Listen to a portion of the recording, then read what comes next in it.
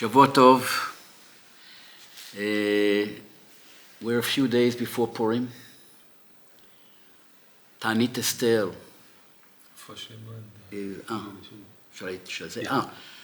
This shiur refuah shlema for Moshe ben Rosa. ולעילוי נשמת. שימל חייכי השמחה, בת רוכל יהודה הרי לב. Okay.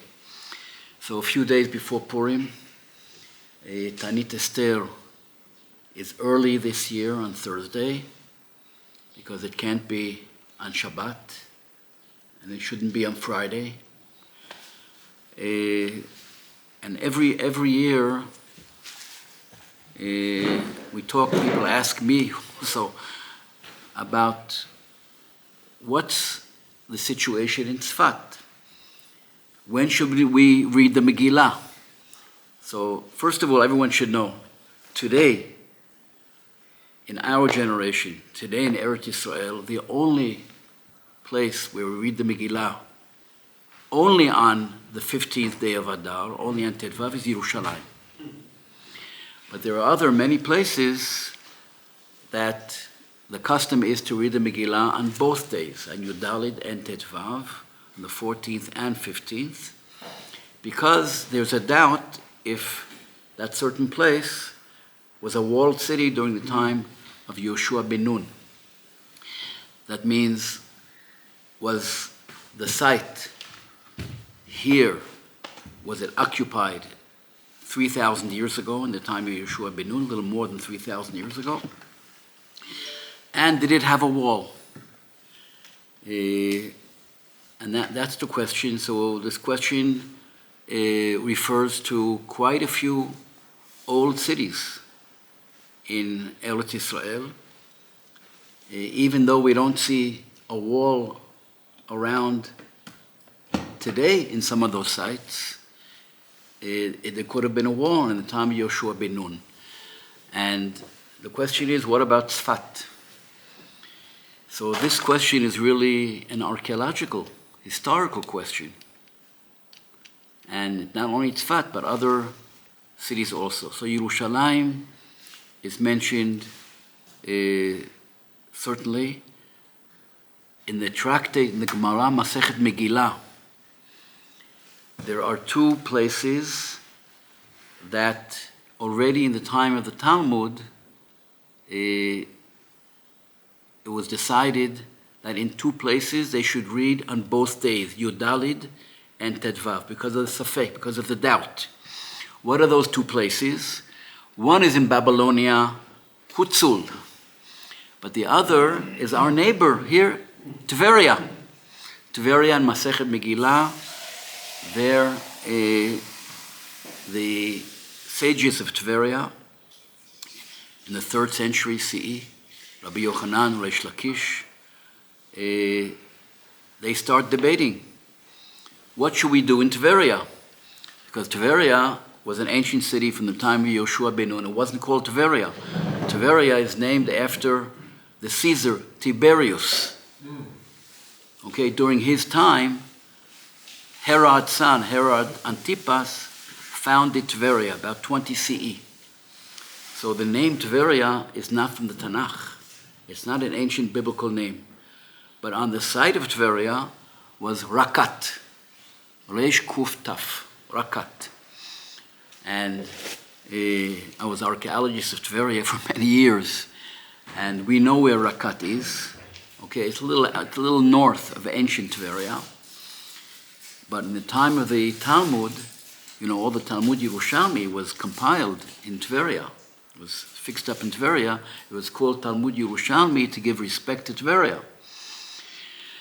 So Rabbi Yochanan Reish Lakish, they're debating, and they say, Tveria for sure was a walled city. It's Rakat. And that's true. Even though the mound of Rakat is a little north. It's about 2 kilometers north of Tveria itself. But it's there. It's waiting to be excavated. And I even surveyed it. Maybe one day they'll excavate the site. It's where the Ma'ayan is? No, it's underneath the Tveria Club Hotel. It's on the north, okay? The northern part, opposite the YMCA. There's a YMCA Imka.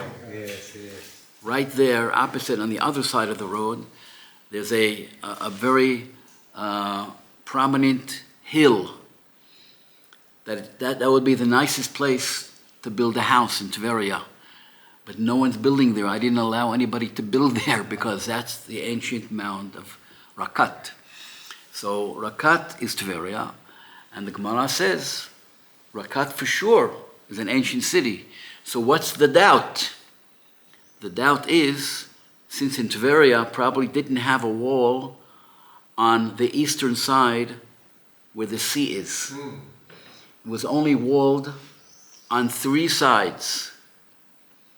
And so the question is, does a wall on 3 sides, does that make it a walled city enough so we should read the Megillah there only on the 15th day?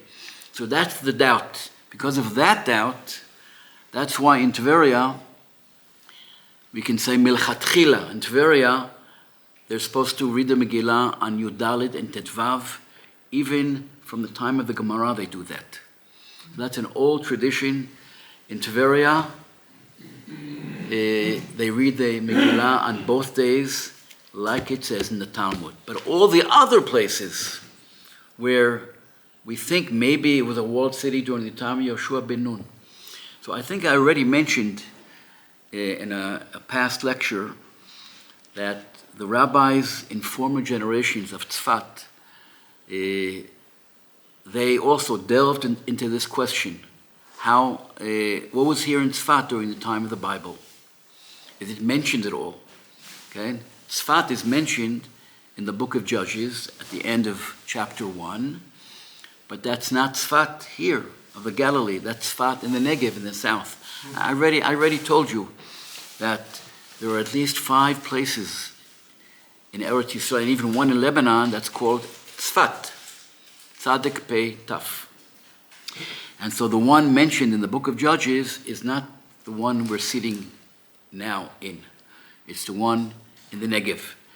And the question is, our Tzfat here, which is an ancient city, we're sitting in a Jewish quarter that's 700 years old. But what was here 3,000 years ago in the time of Yoshua ben Nun? Yoshua is about 3,200 years ago. During his time, what was here? And so I already mentioned that the rabbis in former generations, without scientific knowledge, without the knowledge we have today after archaeological surveys, they already knew that Tzfat was here already in the time of Yoshua ben Nun. And they were right. They were right, they knew. And they even tried to think what the name of the site of the city was. So we have one of the cities of the Levites, the Leviim. There's one in the tribe of Naphtali. I already mentioned we're in the tribe of Naphtali. And one of the cities is of Naphtali, one of the cities of the Levites, of the Leviim. There were 48. One of them was Kartan. And maybe then Tzfat was called Kartan. There's no proof. That's a suggestion by some of the rabbis who were here in the past centuries. And then we come along in the 1980s and we do a survey of Tzfat.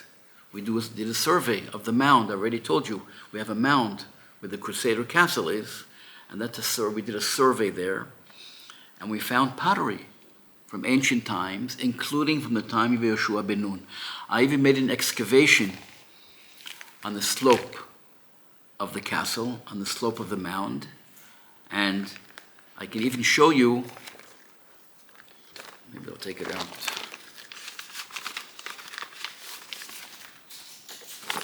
When we find pottery in an excavation, okay, we draw them.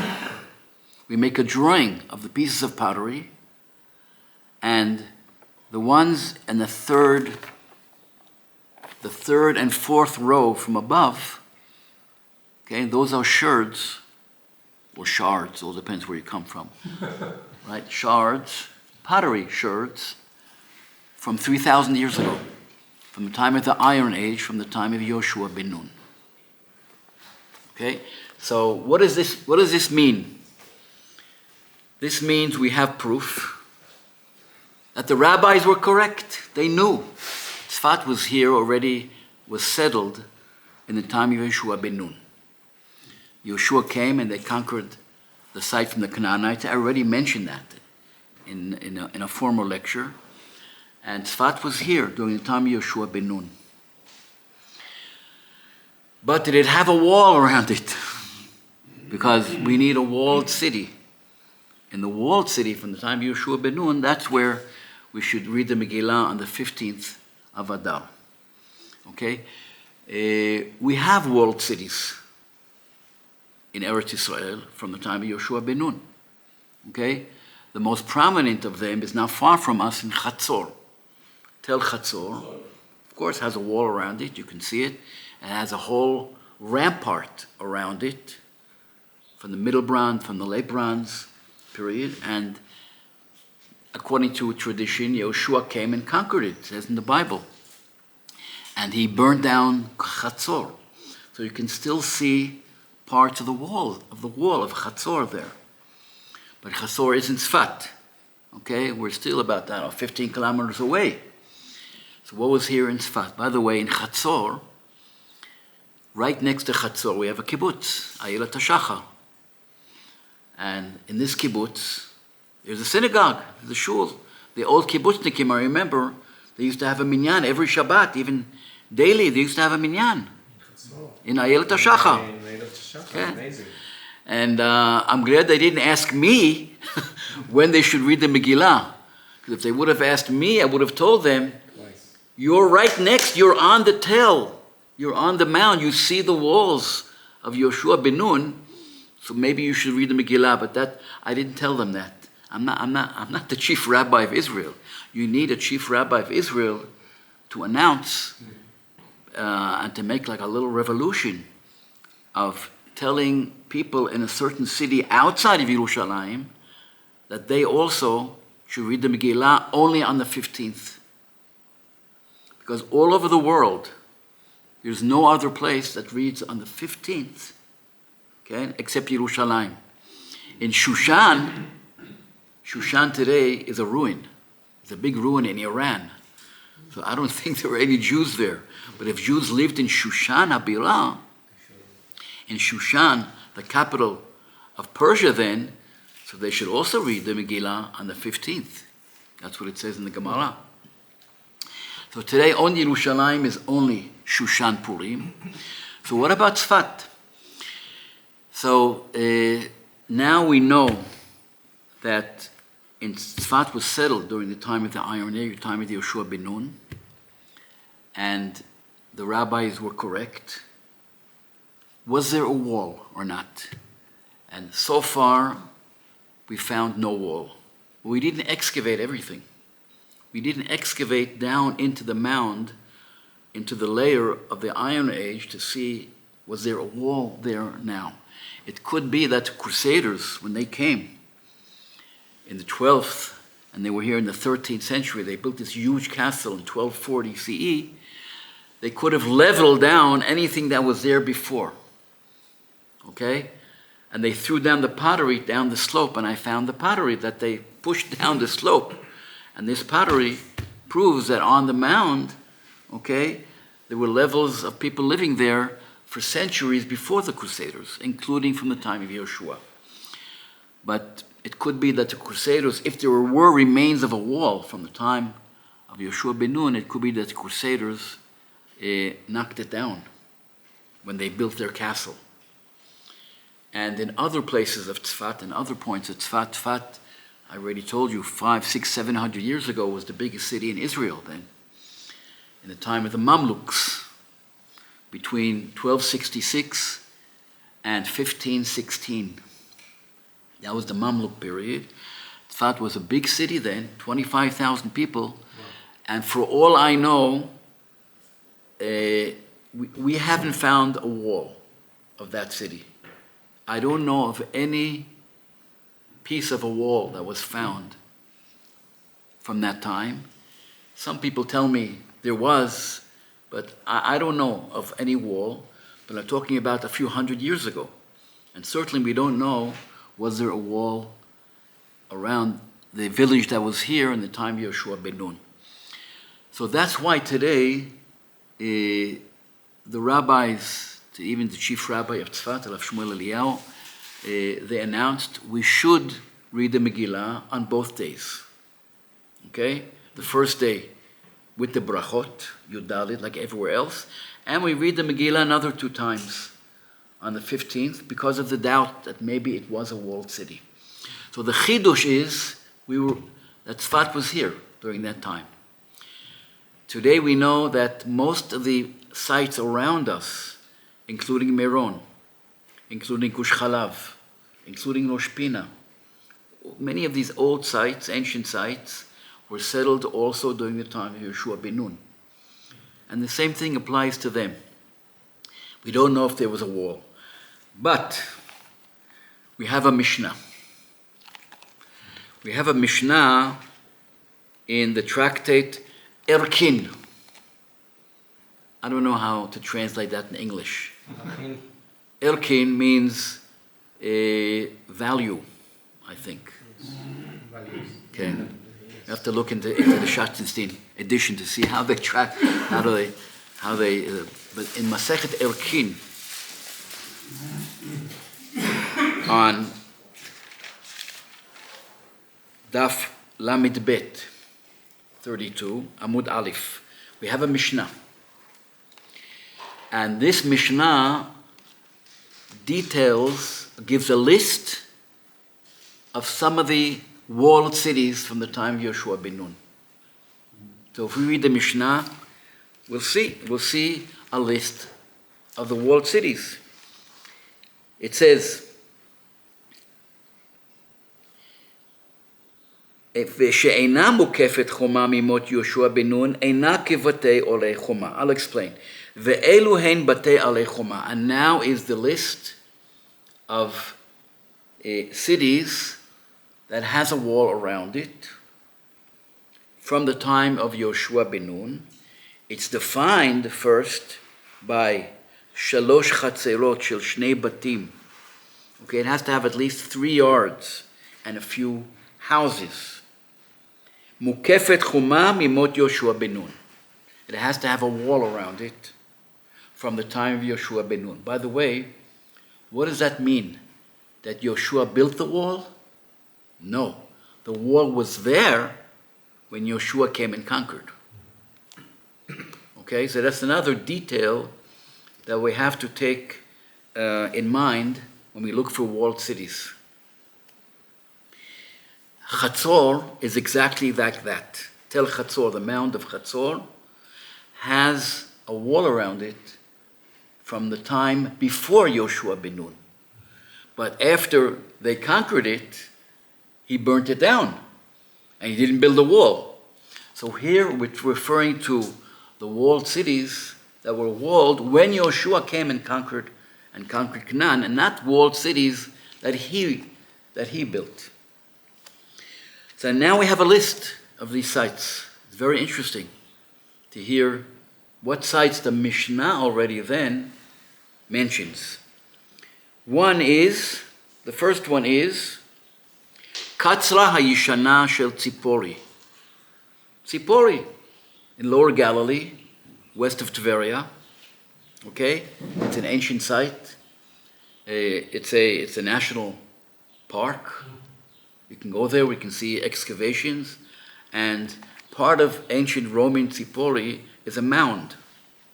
Okay, and Katzra Yishana Tzipori means the old fort of Tzipori, the older part of Tzipori, which is probably where the top of the mound is in Tzipori. And another surprise, the Chakra Shel Gush Chalav. Chakra is also the top rampart. Chakra is rampart. There was a Chakra in Yerushalayim also, a fort with a rampart, a top, the fortified part of the city is the Chakra of Gush Chalav, our neighbor here, not far. Gush Chalav. Okay? Today the Arab Christian and Muslim village of Jish. That's Gush Chalav. Gush Chalav is mentioned here for the first time.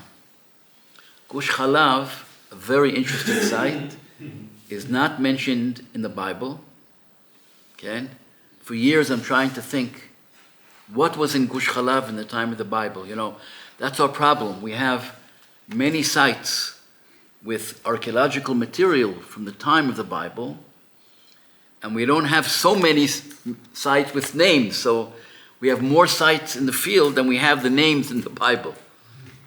But we also have places like Gush Chalav that's not mentioned in the Bible, okay? But we know was settled during the time of the Bible. That's Gush Chalav. So Gush Chalav is here mentioned also as a place that had a wall around it in the time of Yoshua ben Nun. We've excavated in Gush Chalav, but we haven't found a wall yet. There's a mound up there. Maybe they'll find one day. So Gush Chalav is mentioned. And now it says, Veyorfat Hayishana. It really should be Yodfat Hayishana, which is in Lower Galilee. That's where Josephus Josephus Flavius, that's where he gave in, succumbed, and surrendered to the Romans. After the Romans came and put siege on Yodfat in 66 CE. Okay, that's the story of the Great Revolt. Okay, so here in the Mishnah it says, Yorfat or Yodfat Hayishana, old ancient Yodfat. But there were rabbis in Tzfat that said Yorfat could be Tzfat. The last two letters, Pei Taf, are here. So they thought maybe Yorfat is Tzfat because they didn't know of the Yodfat that we know today in Lower Galilee. So that also influenced some of the rabbis in thinking that we should read the Megillah only also on the 15th day of Adar because of what it says here. But today we know, Yodfat, we know where it is. It's not Tzfat. V'gamla, in the Golan, even though the Gemara says Gamla Bagalil, but Gamla also was considered a walled city. And actually, they excavated there, they found a wall there, although it's from the early Bronze period, okay? But there was an ancient wall there. When the Jews came, the Hashmonaim, Alexander Yanai, he came and conquered Gamla in the 1st century BCE, okay? They saw this wall there, okay? And so Gamla is also included in this Mishnah. No one lives in Gamla today. But people live in Gush Chalav, but no Jews. But right next to Gush Chalav, mamash, right next to it is Safsufa. And so every time there's a new rabbi in Safsufa, he asks me, what should we do? Because they see they're right next to Gush Chalav. The Samuch V'Nireh. They see Gush Chalav and they're right next to it. So one of the rabbis asked me, maybe we should only read on the 15th and not on the... We're right here in Gush Chalav. In the Mishnah it says Gush Chalav, and we're right next to it. And I told him, don't ask me a question like that. You have to go to the chief rabbi of Israel to ask him to have permission to be on the rank of Yerushalayim. Okay? You need permission for that. Because so far, only Yerushalayim, by respect to Yerushalayim is the only place that reads only on the 15th. So Safsufa is next to Gush Chalav, okay. We still have to give respect to Yerushalayim. And so there's Gamla, there's Gdor, Chadid, Ona, or Ono, Kiryat Ono, Tel Aviv. also an ancient site. These are all sites that are mentioned in the Bible. I don't know why the Mishnah here only mentions these sites, because there are other sites mentioned, Beit Shemesh, right? You know, in Beit Shemesh also, we all know Beit Shemesh. Beit Shemesh has a big mound on the road going south, has a big mound. It was occupied during all the centuries. From parts of Beit Shemesh, you can see the old mound. So it's a question there also. Even Kiryat Ono, with all the big apartment buildings, right? The skyscrapers there, but there's also a mound of Ono. And even Bnei Brak. Bnei Brak wasn't founded by the Hasidim 100 years ago. Bnei Brak is an ancient site from the time of the Bible. Okay? Where is it today?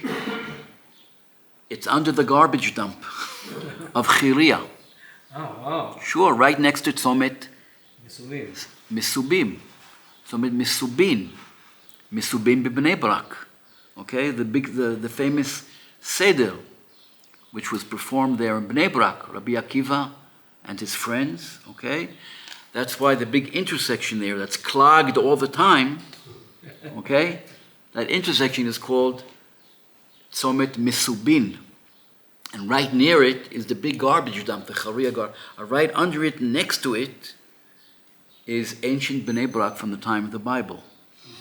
So what should we do? All of those cities around Tel Aviv that you can see or see Bnei Brak, they also are in doubt, okay?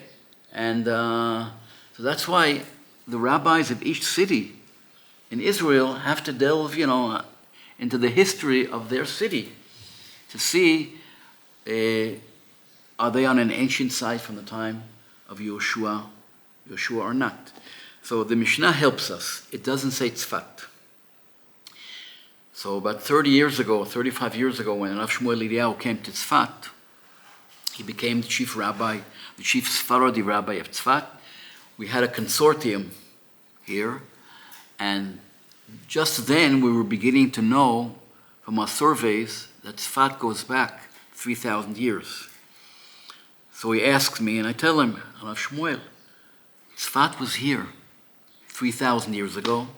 The rabbis, in all the responsa, in all the Shelot Tshuvot, they mentioned Tzfat as an ancient city. They were right. So Rav Shmuel was happy to hear that.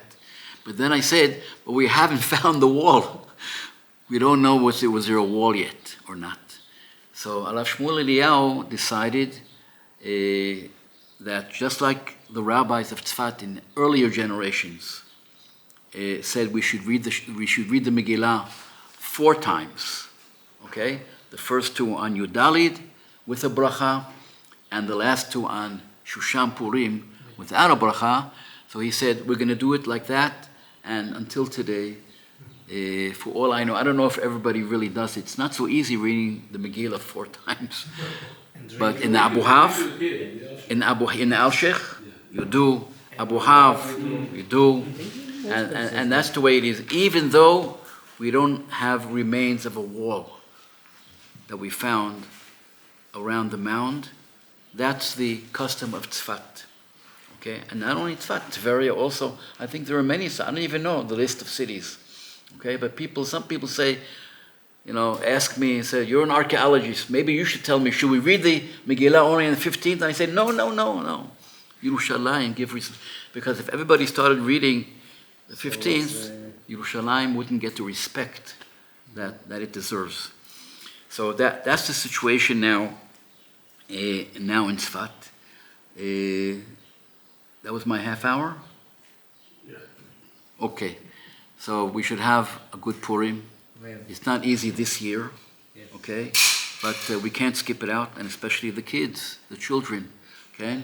For them, at least for them, we should have a very happy Purim as much as possible. Chag Sameach. חג שמח, תודה רבה.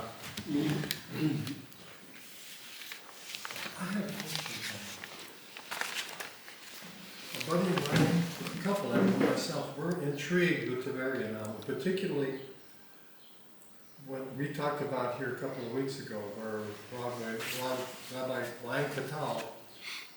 Lang Vital said, on this hill, over by the hot springs and the palm trees, you can look down in the water, Okay. and you can see